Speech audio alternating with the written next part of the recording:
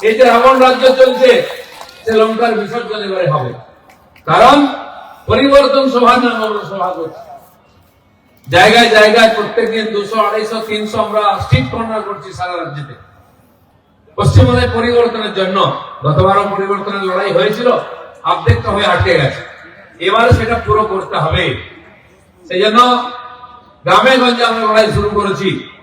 আজ একটু বড় করে হয়েছে, আপনারা দেখেছেন হয়তো আপনাদের এলাকায় পঞ্চায়েতে ওয়ার্ডে ওয়ার্ডে সভা হচ্ছে, কিন্তু মাননীয় রাজ্য সভাপতি যেহেতু প্রথমবার আমাদের জেলায় আসছেন, তাই আমরা সবাইকে ডেকেছি, সব কর্মীরা এখানে উপস্থিত আছে। পরিবর্তন তবে নিতেই হবে, পরিবর্তন যুগের নিয়ম, কিন্তু আমরা একটু তাড়াতাড়ি চাইছি। আপনারা অনেকে বলতে পারেন, হ্যাঁ আপনাদের মধ্যে আর বাইরে থাকতে ভালো লাগছে না, মন্ত্রী হতে চাইছেন। নিশ্চয়ই মন্ত্রী হব, মন্ত্রী তো হতেই হবে, নাহলে আপনাদেরকে সুবিধা দেবো কি করে? গরিব মানুষের জীবনে পরিবর্তন কি করে করবো? পশ্চিমবাংলায় বিজেপি সরকার না হলে নরেন্দ্র মোদী যে গরিব কল্যাণ যোজনার সমস্ত সামগ্রী পাঠাচ্ছেন এখানকার গরিব মানুষের জীবন পরিবর্তনের জন্য, সেটা আপনার কাছে পৌঁছবে কি করে? আবাস যোজনার টাকা লুট হয়ে যাচ্ছে, শৌচালয়ের টাকা লুট হয়ে যাচ্ছে, রাস্তায় যে পানীয় জল আসবে জল জীবন মিশনের টাকা লুট হয়ে যাচ্ছে, বিদ্যুতের, ড্রেনের, ফুটপাতের, এমনকি আপনার রেশন লুট হয়ে যাচ্ছে।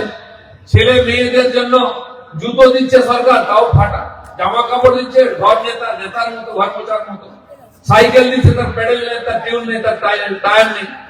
এর পরিবর্তন চাই, সেই জন্য আমরা পরিবর্তন যাত্রা করছি।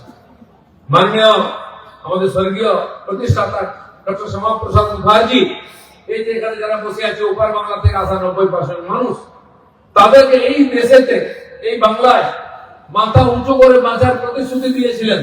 এখানকার যোগ্য নাগরিকত্ব দিয়ে এই দেশে তার সম্মানের সাথে থাকবেন, এই প্রতিশ্রুতি দিয়েছিলেন। সে প্রতিশ্রুতি এখনো পুরো হয়নি। শুরু হয়েছে সি এর মাধ্যমে নাগরিকত্ব দেওয়া। এখানে যতক্ষণ না ডবল ইঞ্জিন সরকার হচ্ছে, মোদীজির হাতের আশীর্বাদ যতক্ষণ না এখানে পৌঁছচ্ছে, ততক্ষণ পর্যন্ত তার প্রতিশ্রুতি আমরা পূর্ণ করতে পারবো না। তাই আমরা পরিবর্তনের জন্য লড়াই করছি। এতদ অঞ্চলের মানুষ ক্যাম্পের বাইরে গেলে সবই কৃষক আছে। ভারতবর্ষের কৃষকদের ইনকাম ডবল করার জন্য নরেন্দ্র মোদী বহু প্রকল্প নিয়ে এসেছেন, কিন্তু এখানে পৌঁছচ্ছে না। কৃষক সম্মান নিধি প্রত্যেকের জন্য ৬০০০ টাকা করে একটা জায়গা থাকলেও তাও সবাই পায় না, ওই পার্টির লোকেরা পেয়ে যাচ্ছে। এখানে ফসল বীমা যোজনা তাও সবাই পায় না।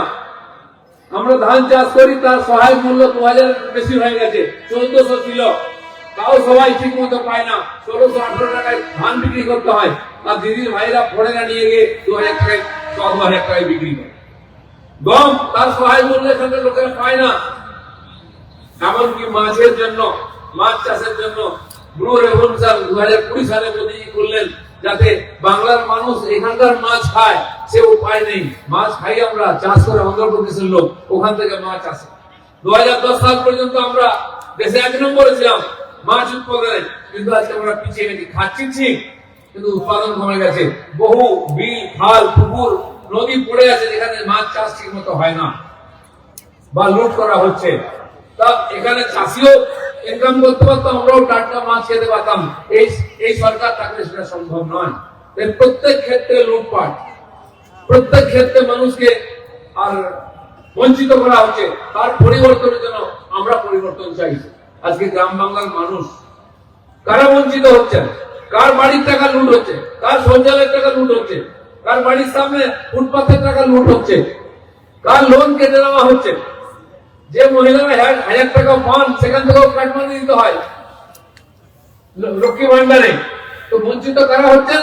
আমাদের এই গ্রাম Bangla SC, ST, OBC, minority, গরিব মুসলমান, এরা প্রত্যেককে বঞ্চিত হচ্ছে, প্রত্যেককে বঞ্চিত করা হচ্ছে।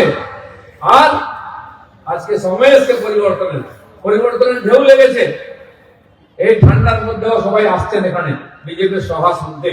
আমি আসার সময় দেখা করতে করতে আসছিলাম, হরিণঘাটে আমাদের পুরনো কর্মীদের সাথে দেখা করতে যাচ্ছিলাম।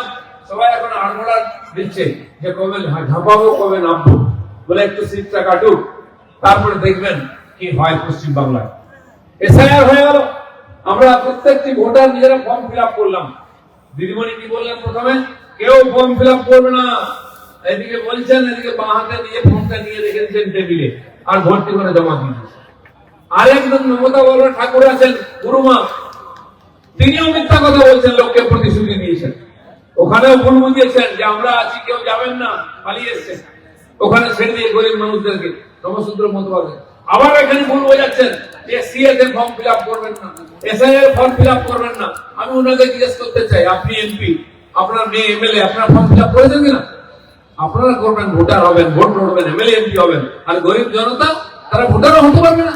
নরেন্দ্র মোদী তাদেরকে ভোটাধিকার, তাদেরকে নাগরিকত্ব দেওয়ার জন্য সিএ পাস করিয়েছেন। 22 বছর পরে এসআইআর হচ্ছে। যারা ভোটাধিকার পাওয়ার কথা প্রত্যেকের জন্য ভোটার হয়।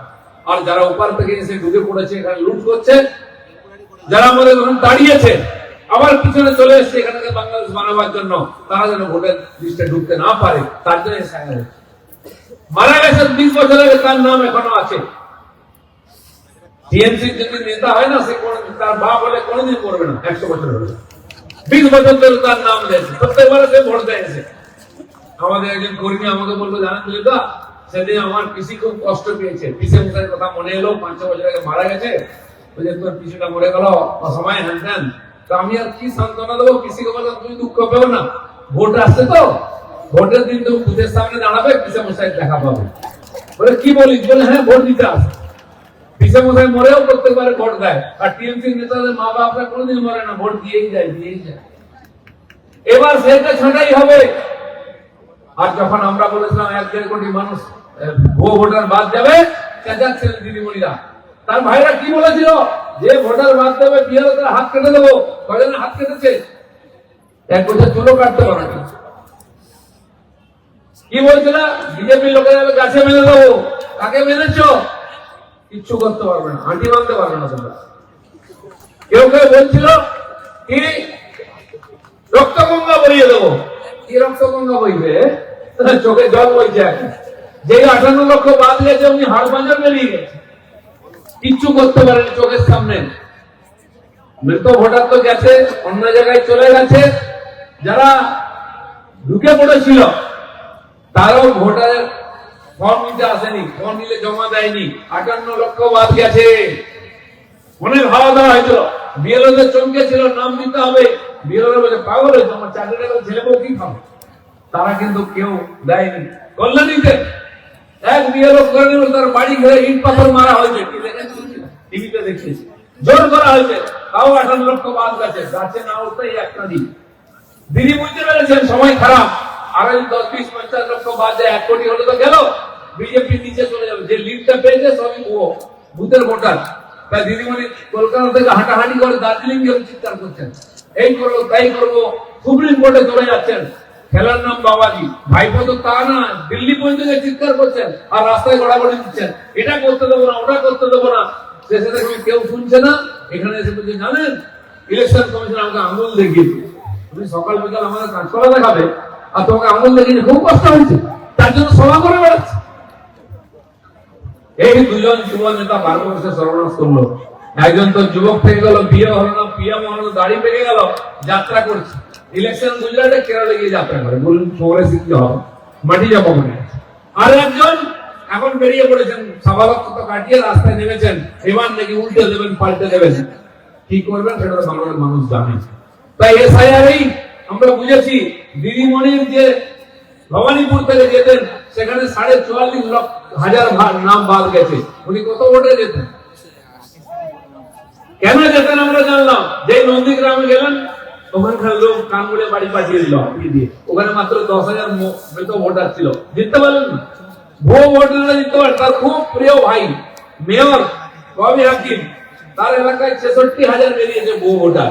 বুঝতে পারো তার আদলে 20-25-30% ভুয়ো ভোটার আছে। এই যে 3 বার জিতে যে টিএমসি, পুরোটা ভুয়ো ভোটারের ভোটে জিতে। সিপিএম তাই করতো। এবারে এসআইআর গুরুত্বপূর্ণ। ইলেকশন কমিশন বলছে একটা নামও ভোট উঠতে দেবো না, আর অরিজিনাল ভোটারকে বাদ দেবো না। গামছার মতো নিংড়াচ্ছে, টিএমসি লোকের চোখ থেকে জল পড়ছে। একটাও থাকবে না, জেনে রাখুন। আপনারা খালি লাইনে দাঁড়িয়ে ভোটটা দিন।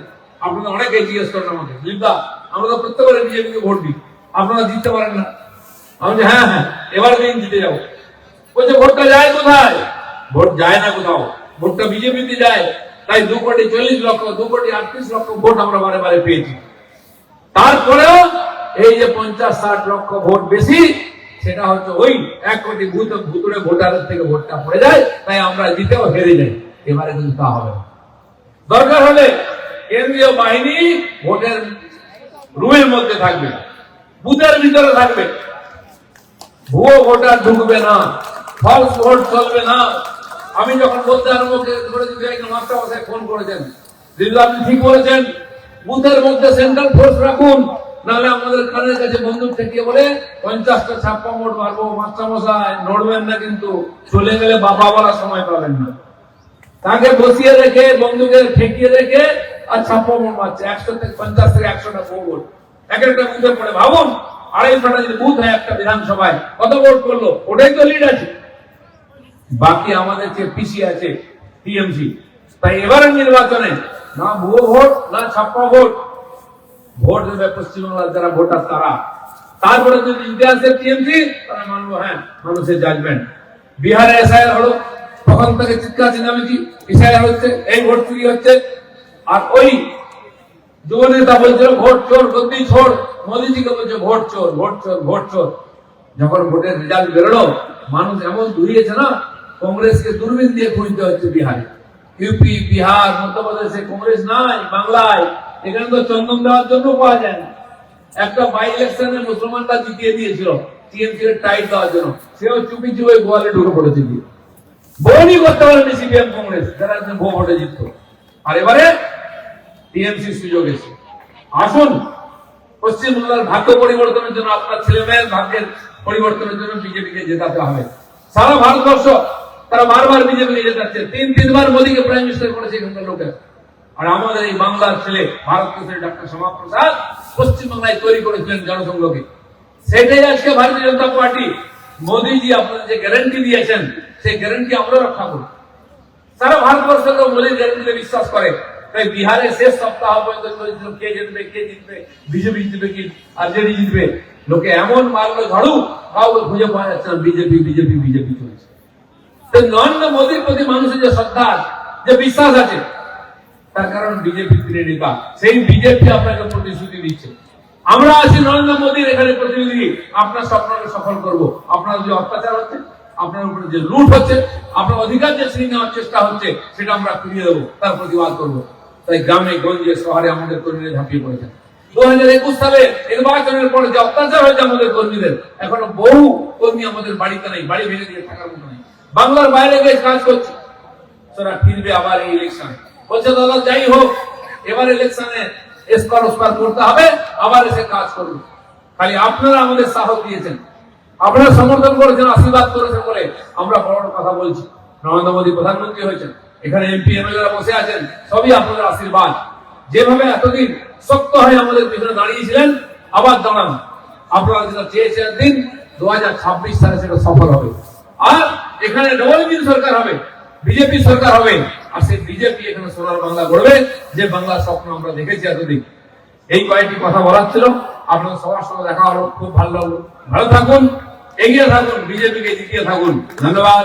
ভারত মাতা কি জয়।